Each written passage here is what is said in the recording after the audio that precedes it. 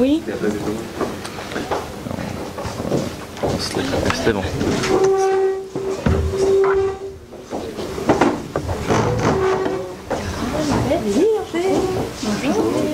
Bonjour, bonjour. Bonjour, bonjour. Bonjour. Bonjour. Bonjour. Bonjour. Je tiens tout d'abord à vous remercier de nous accueillir dans le locaux et de nous accorder votre temps. C'est vous.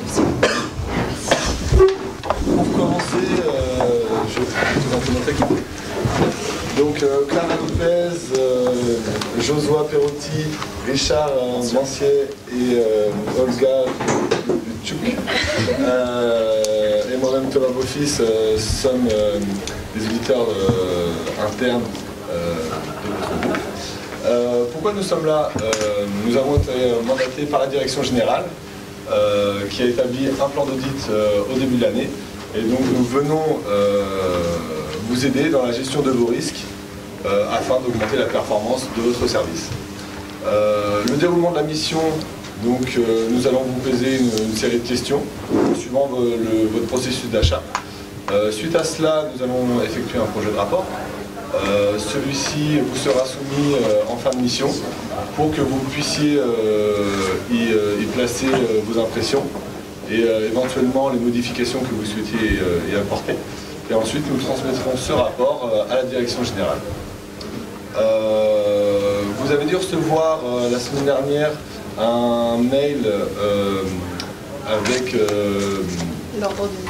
l'ordre de mission, tout à fait, ainsi que les documents qu'on souhaitait avoir à disposition lors de cet entretien. Nous les demanderons au moment opportun. Très bien. Voilà, donc nous allons commencer tout de suite par... Donc voilà, donc moi je vais m'occuper de l'aspect un petit peu commande, en fait en aval du processus d'achat. On va vous demander d'abord une petite présentation globale de votre processus achat, pour qu'on ait une vision un peu générale avant de rentrer dans le détail. Premièrement, je vais présenter l'équipe. Alors moi je suis Bianca Wimmer, je suis la responsable d'achat. À gauche, on a les représentants de notre département des comptables et trésorerie, Monsieur Emilion Bounabel. Et à ce côté, on a Madame Manon Robert, qui est notre responsable de stock. Pardon. Et enfin, on a Madame Amélie Goulot, qui est notre acheteuse. Très bien, donc concernant en fait les commandes, donc de manière un petit peu générale, qui est-ce qui a vraiment autorité pour les commandes? Comment ça se passe en fait? Il y a des besoins qui sont définis, voilà, au niveau du process des commandes, ça se passe comment? Alors peut-être qu'on pourrait détailler la totalité du processus achat pour vous donner point par point. Ouais, là c'est pour l'instant ce sera les commandes. Donc en fait on a un système, un logiciel qui fait que de l'expression du besoin d'achat jusqu'à la signature du bon, enfin du paiement en fait. Tout est enregistré et tout est quasiment automatisé. Donc une demande d'achat exprimée par mon chef de production, responsable des stocks, Madame Robert, va être rentrée dans le logiciel avec une référence, un code de référence. Cette demande est transmise automatiquement à un acheteur, système qui divise le travail. Donc arrive au département d'achat, celui-ci, donc moi, j'ai pour mission d'ouvrir un appel d'offres, même parmi les fournisseurs avec lesquels on travaille habituellement, afin de systématiquement réévaluer les prix, les délais de livraison, peut-être la qualité des produits. Suite à ça, je vais sélectionner 3 devis, les 3 plus intéressants, que ce soit en termes de prix, livraison, encore une fois, enfin, selon les critères du département achat, enregistrés dans notre règlement intérieur politique d'achat que nous avons ici.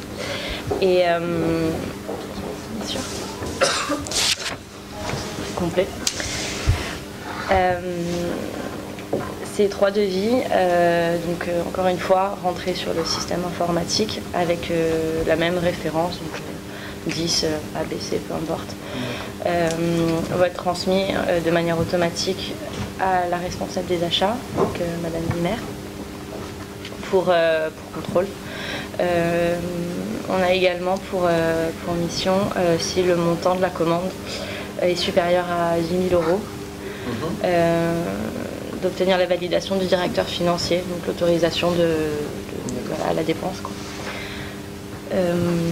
Donc le bon de commande est enregistré sous la même référence que la demande d'achat. Et en fait, toute la procédure va être enregistrée dans le logiciel sous la même référence afin d'éviter, pour pouvoir rappeler, voilà, une facture, un bon de commande, un bon de réception, rappelle tous les documents liés à cette demande d'achat.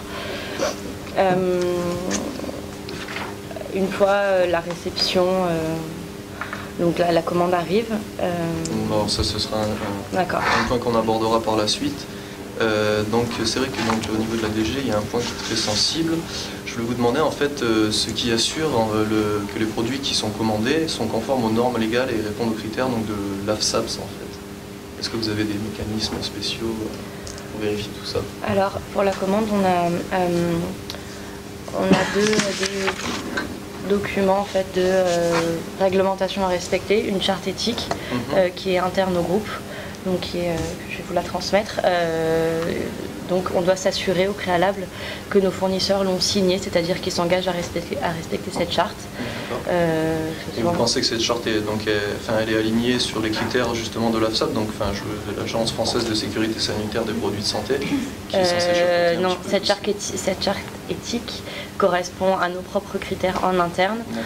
En second lieu, on a un service juridique donc qui valide il y a un certain nombre de produits qui sont listés, produits XYZ. Quand on a la demande concernant ces produits, donc soit ce sont nos fournisseurs habituels, donc qui ont au préalable, dont on sait au préalable qu'ils respectent bien ces conditions. Si c'est un fournisseur nouveau, donc on va donc c'est pas véritablement vous qui faites les vérifications en fait, elles se font par rapport au service juridique. D'accord, par rapport c'est eux qui sont avec les fournisseurs directement. Quel processus y a-t-il entre ce service juridique et votre service achat au niveau du transfert d'informations? C'est eux qui doivent valider l'entrée dans nos logiciels d'un nouveau marché avec un nouveau fournisseur. Après, c'est indiqué dans le logiciel ceux qui sont validés, ceux qui sont acceptés par le groupe, qui ont aussi obligatoirement signé notre charte. Très bien. Alors donc au niveau de la commande, je pense que ce sera tout. Je vais passer la parole à ma collègue concernant la réception. Bonjour. Alors, donc moi je vais m'occuper un peu du processus réception. Donc on a vu tout ce qui concernait la commande. Donc je voulais savoir s'il y avait quelqu'un qui était plus dédié à gérer cette partie du processus achat parmi vous. Normalement c'est moi. Je suis responsable des stocks, du coup mon équipe gère la réception, je peux vous en parler. Et donc est-ce que vous pouvez me décrire à peu près le processus de réception, comment ça se passe? Alors en fait, quand la marchandise arrive, il y a un magasinier qui va réceptionner la marchandise, c'est-à-dire qu'il va s'assurer, cette personne a le bon de commande si vous voulez, et s'assure que les marchandises qui arrivent respectent le bon de commande par rapport à la quantité, par rapport à la qualité et par rapport au prix aussi. Donc par exemple va tout compter, et ensuite une fois que le comptage est fini, va voir son responsable des stocks, donc moi, et me demande de signer le bon de réception qui va être ensuite saisi par l'opérationnel dans notre logiciel en fait. Et pareil, comme l'a dit Madame Gulot, si le montant total de la marchandise est supérieur à 10 000 €, le bon de réception, là aussi, va devoir être signé par le responsable financier. D'accord.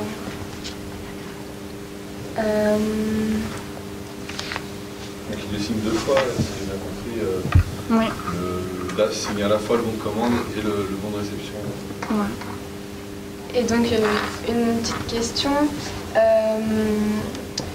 Comment se passe en fait la communication de ce que vous recevez en réel, en physique, avec les services concernés? Donc les commandes qui ont été faites en amont, comment les gens qui ont commandé savent que les marchandises sont arrivées Parce qu'en fait, les personnes des différents services ont accès, on va dire, aux réceptions, enfin, par voie informatique en fait. Vont pouvoir voir tout ça, mais vont pas pouvoir saisir des données. Si vous voulez, vont pouvoir visualiser tout ce qui arrive. Et également, la personne qui a passé la commande va être alertée de la réception informatiquement. En fait. Donc elle recevra un mail. Voilà. Grâce en fait à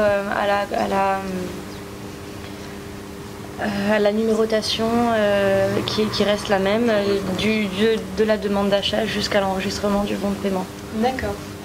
Et donc une dernière question pour la réception. Comment ça se passe quand il y a une anomalie à la réception, quand la qualité n'est pas respectée, le prix ou la quantité Alors dans ces cas-là, le magasinier va tout de suite m'informer de l'anomalie et moi je vais contacter la personne ayant passé la commande dans le service achat et voir avec elle, lui dire ce qui se passe et c'est elle qui va à la suite régler le problème avec le fournisseur. Donc vous appelez en fait l'acheteur. D'accord. Et est-ce qu'il y a une trace écrite de...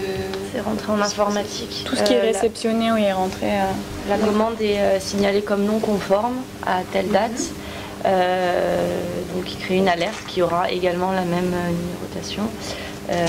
Et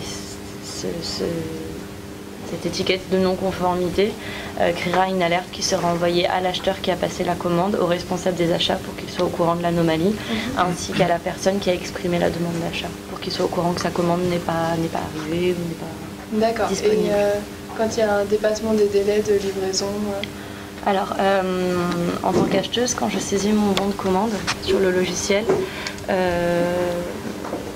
j'entre une date de réception supposée, c'est-à-dire la date que j'ai négociée avec mon fournisseur, admettons sous 5 semaines. Si au bout de 5 semaines, le bon de réception n'a pas été saisi par le responsable des stocks, une alerte se crée et voilà, je peux le consulter depuis le logiciel commande en attente pour savoir quelles commandes ne sont pas arrivées. À ce moment-là, j'appelle le responsable des stocks en premier lieu pour savoir si ce n'est pas un oubli de sa part et en second lieu mon fournisseur pour savoir ce qui se passe. D'accord, ok. J'ai une question, excusez-moi.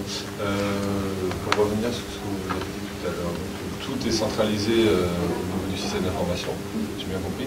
Est-ce que vous gardez des traces, des bons de réception, bons de commande, vous les classez, vous les scannez? Absolument. Dans une double trace informatique et physique. D'accord.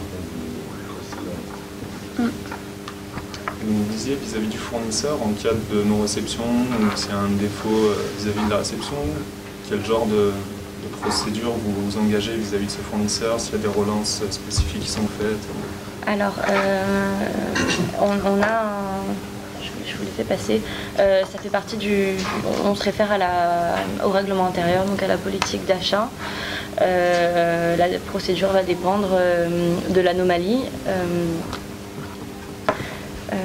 Si c'est un problème de qualité, un problème de quantité, de retard, la plupart du temps, c'est négocier un avoir qui est généralement prévu dans les conditions générales de vente que le fournisseur a signé, donc qui est anticipé et qui va être au prorata du manque à gagner pour nous, que ce soit 10% du manque de la commande. Donc c'est bien spécifique suivant le cas cas de de figure. spécifié, oui. Et bien sûr, il nous arrive d'avoir des choses non prévues et des nouveautés. Dans ce cas-là, c'est la responsable des achats, en accord avec le directeur financier, si c'est un problème financier, de tarif, qui gère le problème à plus haut niveau. Moi j'ai fini avec la réception, je laisse la parole à Richard. Donc moi je vais vous poser quelques petites questions plus en rapport à l'aspect comptable des choses. Donc monsieur Bonadel, c'est par rapport à vous que ça va Absolument. se passer.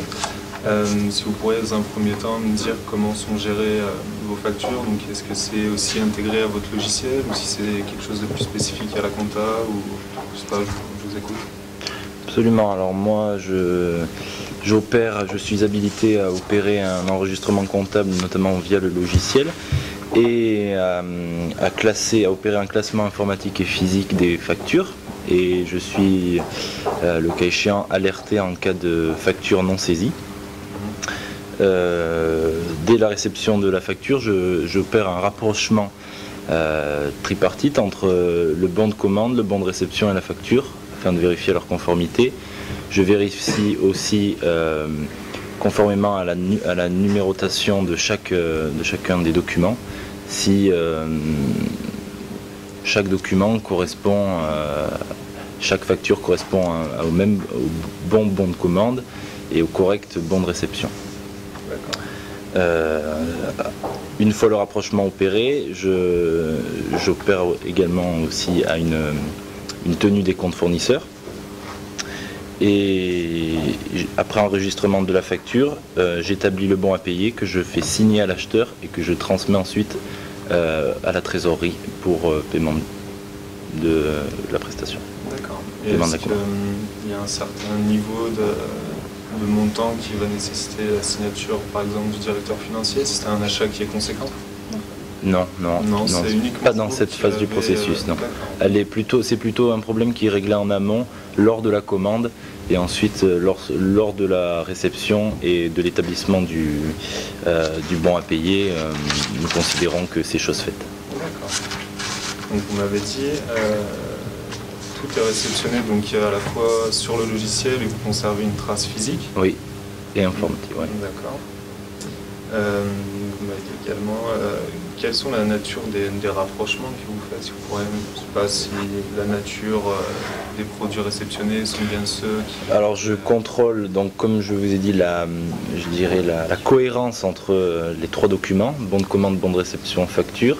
Ensuite j'opère un contrôle qualitatif du produit pour déterminer s'il est bien conforme à la commande, conforme au produit réceptionné et conforme à ce qui est détaillé dans la facture.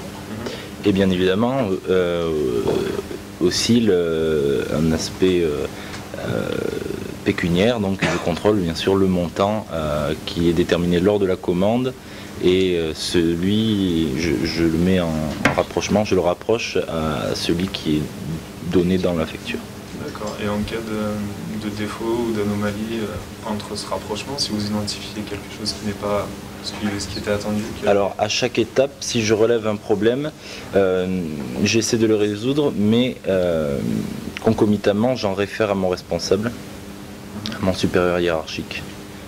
Et je suis donc la marche à suivre dictée par mon supérieur. D'accord, donc c'est votre supérieur qui gère tout en cas d'anomalie, oui. Le système est bloqué en cas d'anomalie. Si une étape est défectueuse, mon processus d'enregistrement comptable et de paiement, parce que je gère aussi la phase de trésorerie, le processus est directement arrêté et stoppé. Et c'est mon responsable hiérarchique qui réglera le problème. Excusez-moi, j'ai une question à ce sujet. Donc, vous venez de dire que vous vérifiez la conformité, donc la qualité des produits, quantité, tout ça. Oui. Donc ça veut dire que le responsable de les produits sont vérifiés 2 fois. Le responsable de stock vérifie 1 fois et vous, 2e fois, vous venez derrière pour... Je vérifie. C'est pas en physique en fait, c'est vérifier sur le papier par exemple si c'est bien des litres et non des kilos, enfin des choses comme ça. Moi j'oriente ma mission sur un aspect, sur un contrôle documentaire. Ensuite, si je détecte mon contrôle est mis en œuvre afin de déceler une anomalie, mais l'anomalie, j'en réfère à mon responsable et c'est à lui ensuite de trouver une solution. Anomalie sur le bon de livraison Absolument. Sur s'il y a incohérence entre les 3 documents, donc anomalie. Donc ce qui a été déjà fait par le responsable de stock avant. Par contre, si je comprends bien. On a les documents du responsable du stock et les documents de l'acheteuse et les factures, les bons de réception, les bons de paiement. Et s'il y a une anomalie dans les bons de paiement, il dit la quantité quand même, il dit qu'est-ce que c'est. S'il y a une différence quand même dans les différents documents, ça c'est une anomalie. Mais il ne va pas voir le physique. Il voit seulement les documents et s'il y a une anomalie, là, on a un problème et on gère ce problème. C'est surtout entre la facture et le bon de réception et le bon de commande parce qu'en fait, à cette étape-là, le nouveau document, c'est la facture. Donc vraiment voir si la facture est cohérente avec les autres documents. Comment gérer ensuite la communication pour les acheteurs à la fois et également pour le fournisseur? Qui est-ce qui contacte le fournisseur pour en cas d'anomalie, et prévient les acheteurs que leur produit ne pourra pas... Si, à quelque niveau que ce soit, tous les acteurs du processus sont liés par le système de numérotation. Et donc à quelque niveau que ce soit, s'il y a une anomalie, tous les acteurs en seront alertés via une alerte email ou pour le comptable, il a un reminder, facture en attente. En fait, une fois que le bon de réception est validé par le responsable des stocks, qui prend donc la responsabilité de la qualité, de la conformité de la commande, l'acheteur et le comptable savent qu'une facture doit être reçue. Donc cette validation du bon de réception génère une alerte, un reminder, facture en attente. Une fois que la facture est arrivée, donc c'est à partir de ce moment-là que le comptable entre dans le process, par exemple sous 5 jours. Si sous 5 jours la facture n'a pas été saisie, l'acheteur et le comptable sont alertés. Donc peut-être que c'est un oubli du comptable, peut-être que le fournisseur n'a pas envoyé, peut-être qu'elle s'est perdue. Donc à ce moment-là, on cherche. Qui est-ce qui se charge de contacter le fournisseur? L'acheteur. Dernier petit point, Monsieur Bonnavel, après j'en aurais terminé. Vous m'aviez donc dit que c'est vous qui gérez le règlement des fournisseurs? Oui, en ma qualité de trésorier, oui. Et vous m'avez donc dit, quel que soit le montant, vu que ça a été signé en amont par le directeur financier, il n'y avait pas de deuxième signature ou visa ou validation, quel que soit le montant de l'achat? Non, nous estimons que c'est chose faite en amont, dès la commande.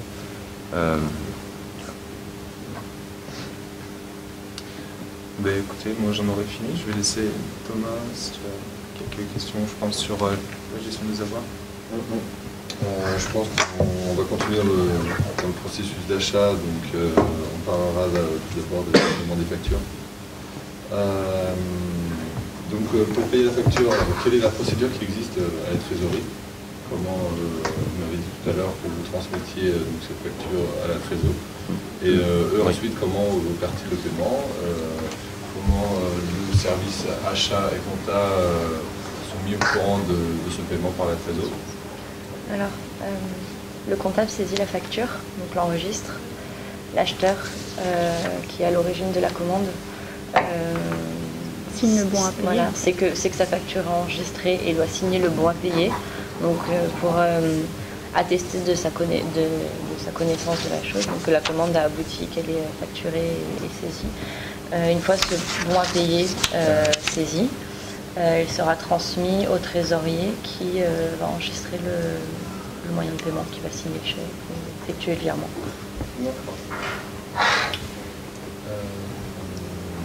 Concernant les avoirs, est-ce que vous gardez une trace de ces avoirs lors d'un retour de marchandises? Vous m'avez dit que vous les conservez dans le système informatique. Vous les conservez également physique dans les classeurs. Et qui est-ce qui assure cette trace? C'est au niveau de la gestion des stocks? C'est au niveau de la comptabilité? C'est plutôt au niveau de la comptabilité, ça va être classé avec les factures en fait. Dans un autre classeur, mais absolument, oui. Toujours le même processus d'archivage physique et informatique. Et c'est un archivage parallèle à celui des factures. Donc voilà, oui. Pour simplifier, la facture ne peut pas être mise en place sans l'avoir parce que le logiciel ne peut pas faire ça. S'il y a un avoir dans le logiciel, la facture il va déducter ou l'avoir. Oui, c'est-à-dire que l'acheteur négocie l'avoir, généralement, puisque c'est négocié au niveau du fournisseur, donc c'est l'acheteur uniquement qui s'occupe de la relation avec le fournisseur. Une fois l'avoir négocié, l'acheteur, encore une fois, le lit, généralement c'est lié à une commande défectueuse, donc le lit ce sera enregistré au niveau du transmis au comptable qui l'enregistre sur le compte du fournisseur, donc pour savoir. À chaque fois qu'un paiement, qu'une facture sera enregistrée pour ce même fournisseur, le comptable recevra une alerte pour un reminder pour savoir qu'il avait un avoir de tant d'euros sur ce fournisseur-là, à la mesure de la facture qu'il est en train de saisir. Pour les avoirs, vous allez passer au compte fournisseur, donc les relations que vous avez avec ces fournisseurs. Est-ce que vous analysez les comptes fournisseurs, donc je parle à vous, monsieur le comptable, est-ce que vous analysez régulièrement ces comptes fournisseurs, savoir si le solde est correct, quel est le processus que vous mettez, est-ce que c'est un suivi régulier, est-ce que c'est systématique comment... Absolument. Alors nous avons choisi de mettre en œuvre un suivi mensuel, donc toutes les fins de mois j'opère une analyse des comptes fournisseurs et j'envoie un état du compte à mon responsable.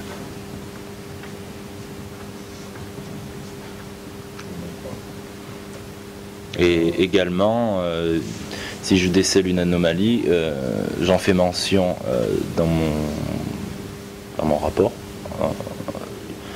Et je transmets également l'existence de l'anomalie à mon responsable. Et au fournisseur On essaye de voir d'abord si c'est pas une erreur. Avant de contacter le fournisseur, voilà, nous essayons de vérifier la véracité de l'anomalie avant ensuite de contacter le fournisseur pour éviter toute information erronée de notre part.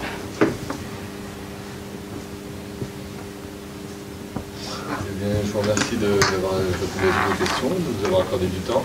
La procédure maintenant, nous allons analyser vos réponses d'aujourd'hui. Nous reverrons lors de la réunion de restitution en fin de semaine et nous vous ferons parvenir le rapport d'ici 2 semaines pour justement des éventuels retours, des choses comme ça. C'est vrai qu'on risque de vous demander peut-être des informations tout au long de la semaine, tout au long de la mission. Là, donc on vous a un petit peu présenté les choses, donc maintenant on risque de faire un petit peu des vérifications tout au long de la semaine.